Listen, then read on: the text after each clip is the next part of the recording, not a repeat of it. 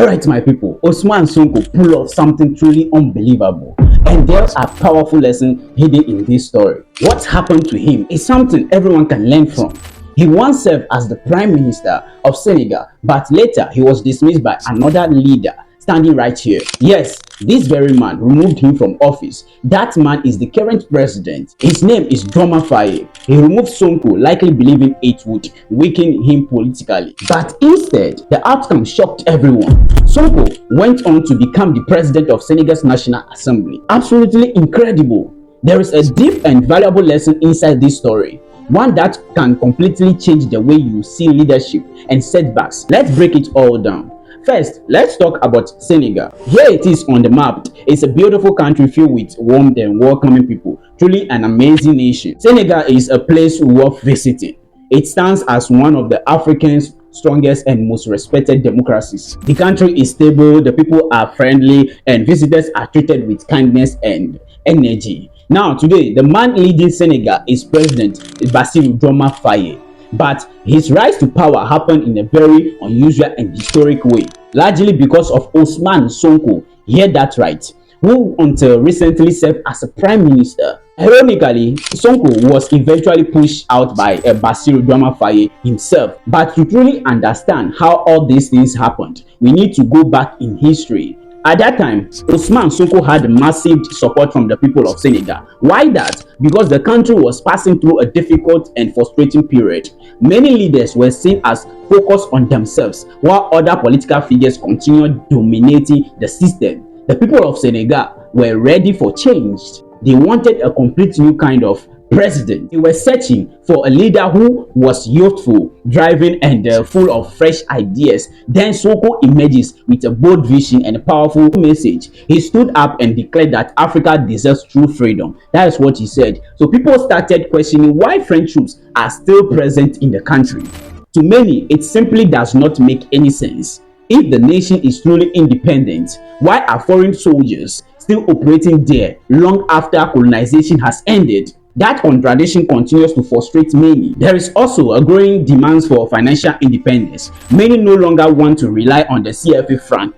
Yes, so what exactly is the CFA franc? Let me break that to you. It's a currency created and printed by France for several French-speaking African nations. Why does these systems exist? Because those countries were once colonized by the French. As shown on the map, these nations remain tied to the French influence even after colonial rule officially ended. France, the CFA franc, and the fight for economic freedom in Africa. Many African nations gained independence around 1960s, but even after colonial rule officially ended, France still maintained significant influence over their economies. The message was essentially, you are politically independent now, but we still want to control over your financial system.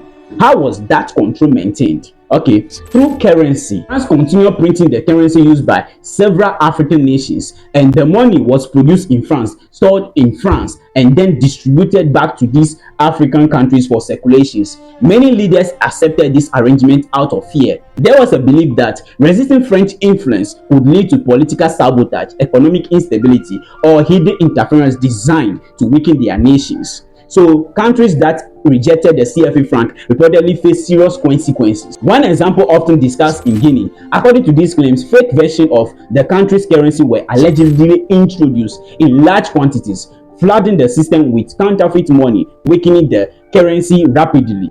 As more money entered circulations, prices rose sharply, inflation also increased, and the purchasing power of ordinary people collapsed. And the currency loses value, everyday goods become more expensive, and citizens suffer the consequences. Many African governments, fearing unrest, coups, assassination, or economic distraction, choose to comply rather than challenge the system. Who came Ousmane Sonko in Senegal? Ousmane Sonko emerged as a powerful voice calling for change. He urged that Senegal should control its own currency and break away from dependence on the CFA franc, which many critics describe as a symbol of continued colonial influence. His message resonated strongly with young Senegalese citizens. To many supporters, he represented a new generation demanding dignity, accountability, sovereignty, and a truly independent for Senegal. Sonko openly pushed for Senegal to print and manage its own money instead of relying on the CFA franc system. But just as his political momentum was growing and his presidential ambition were gaining attention, controversy erupted. He visited a massage parlor one day, and afterwards, a female masseuse accused him of rape. The allegations triggered massive public reactions, political tensions and protests, and national chaos. The situation quickly exploded into a major crisis, creating outrage and division across the country. Then, after that, he was arrested, and when that happened, many people across Senegal immediately became suspicious. They were asking, why arrest a man everyone believes would become the country's next president? To them, the situation simply didn't feel right. Public pressure quickly mounted against the government. Crowd flooded the streets, protesting and challenging the authorities, saying, "We know exactly what you are trying to do."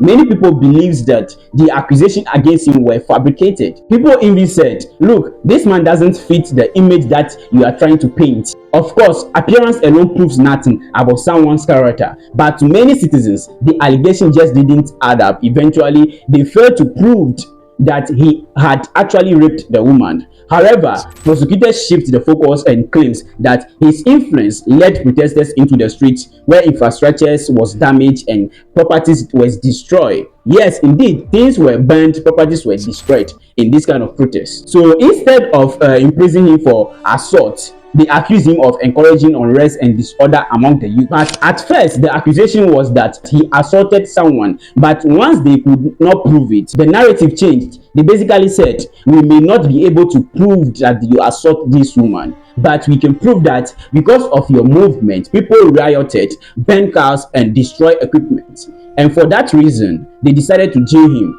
At the very moment he was imprisoned, the election season was unfolding. So many believe the entire move was designed to remove him from the presidential race. Yes, once in prison, he was no longer eligible to run under Senegalese law. Someone jailed under those circumstances could not contest for presidency. That is when Ousmane Sonko realized that another strategy was needed because the people still strongly supported them. So he spoke directly to the people of Senegal and said, "If you vote for Faye this month, it's the same as voting for me."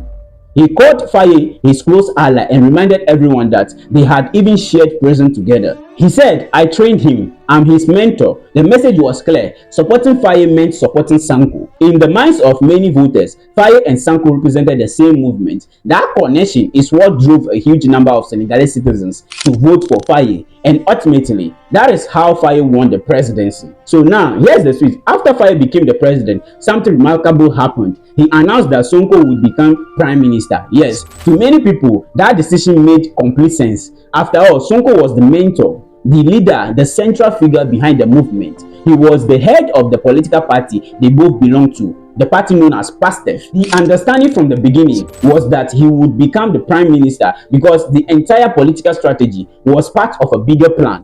The goal was never truly for Faye to hold absolute presidential power. The real mission was to defeat the political system that had imprisoned them. But once power was secured, things started changing. Faye gradually began losing political strength and influence. He made several visits to Europe and continued engaging closely with French authorities. Many people believe the colonial era relationship was still shaping decisions behind the scenes. At that point, the political atmosphere shifted completely. Faye and Sonko suddenly appear to be moving in a very different ideological directions. Faye seems increasingly accommodating toward French influence and the French political establishment in Senegal. During one major speech, instead of demanding the immediate withdrawal of French forces from Senegal, arguing that Senegal is a sovereign nation and foreign troops should not remain armed on its soil, he took a softer position. He suggested the French could leave wherever they decided to. In other words, there was no urgency in his tone. That position directly contradicted what Sonko had consistently defended. Sonko's message had always been clear: the French presence must end immediately. Sonko pushed for dignity, transparency, accountability, and a stronger national sovereignty. Faye, however, appeared more interested in maintaining calm relationship and avoiding confrontation. His approach focused on compromise and caution. His message was essentially, let's remain calm, let's cooperate with institutions like the IMF. But Ousmane Sonko had serious concern about the direction of Senegalese economy. According to discussions involving the IMF, concerns were raised about the management of the country's finances. The IMF reportedly believes Senegal's economic leadership was struggling with financial discipline. Questions were raised about the state of nation's economic and fiscal management. Because of this, proposals emerged for discussion, oversight, and economic guidance programs. However, Sonko believes such external supervision would damage Senegal's image internationally. He feared it would create doubt and weaken confidence in the country's leadership, and the people most likely to react negatively were investors. Hear that right. Every developing nation depends heavily on investors' confidence and international business partnership. If global investors hear that the IMF, an institution that finances many African economies, is criticizing Senegal's financial management, then many investors may hesitate before committing money to the country. You get it? So because of that, Prime Minister Ousmane Sonko reportedly rejected the IMF's proposed conditions and requirements. President Faye, whose rise to power was strongly connected to Sonko's political influence and support, was deeply unhappy with that resistance. What followed was a visible political struggle, almost like power contest between the president and the prime minister. Faye appeared determined to prove to both Senegal and the international community that he alone held presidential authority. Meanwhile, the prime minister seems to eager to remind everybody or everyone of the political reality behind the victory. His message was essentially, your presidency became possible because of the movement and the support behind me. If circumstances had allowed me to run directly, the outcome could have been very different. I was the one who brought you forward. I told the people that you and I were one, that supporting you meant supporting me, not the other way around. Then earlier this month, after the president of Senegal returned from France and meetings with the French president, he suddenly announced that Ousmane Sonko would no longer serve as prime minister. Just like that, he was pushed out of power. Then public was stunned. People immediately flooded the streets behind Sonko because they clearly understood what had happened. They were saying, this is the same man who helped make you president, something that would have been impossible without him. And now you have turned against him. Crowd stood with Sonko, telling him, we trust you, we know who you are, we didn't even know him before you introduced him to us. Sonko returns home that night saying he could finally sleep peacefully. But only 2 days later, the political landscape changed drastically. The Speaker of Senegal's parliament resigned from his position. He publicly stated that after carefully thinking through the situation and evaluating everything rationally, he could no longer continue the role. So he stepped down. Now remember this, PASTEF is the political party both the president and Sonko belongs to. And Sonko is the founder of that movement. More importantly, PASTEF still controls parliament with an overwhelming majority. Out of 167 seats, they hold 138 seats. That majority became crucial. Members of PASTEF introduced a motion to restore Sonko as parliamentarian. Then they pushed forward another motion to elect him president of the assembly, and they succeeded. Sonko is now the Speaker of Parliament, effectively holding the second most powerful office in Senegal.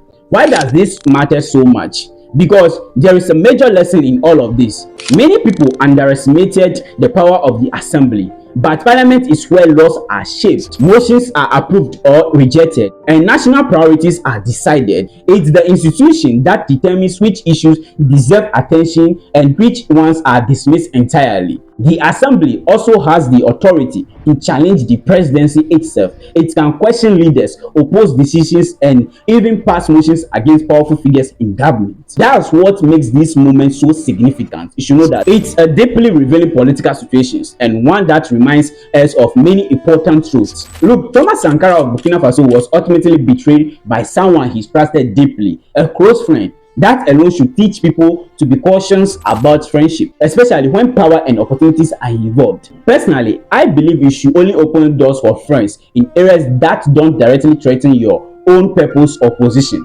because the reality today is painful. Not everyone is like that, of course, but to be honest, this happens far too often. Many people have experienced it at first hand. Look, sometimes these kinds of betrayal is everywhere, and that is why this story matters. This man traveled to France and decided to negotiate with the French, saying, let's talk about things through, let's settle this peacefully. But in doing so, he seems to forget the person who helped put him in power in the first place. He forgot that the original vision was to completely break away and stand firm, not to continue with the French again. So what do you think? What do you think about what actually happens in Senegal? Do you think this is a karma coming back to hit the president, or is just a lesson we should learn from this? Because now the person that he thinks he has sacked that will weaken him politically has now become the second most powerful person in Senegal.